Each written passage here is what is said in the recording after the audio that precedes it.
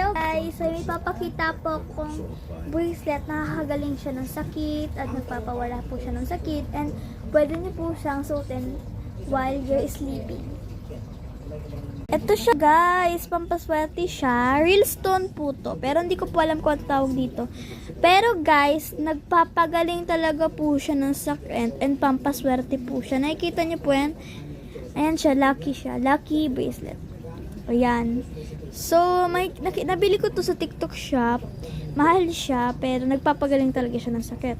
And pampaswerte din po siya. Kaya, lagi niyo po ito susutin kung aalis kayo, kung matutulog kayo. Yes, pwede po siya kahit saan. Kasi real stone po to, nagpapagaling po to. Real stone, ano siya? Birthstone, pero hindi ko po alam kung anong stone po. Subscribe po kayo sa channel ng tita ko. Yun lang po, bye-bye!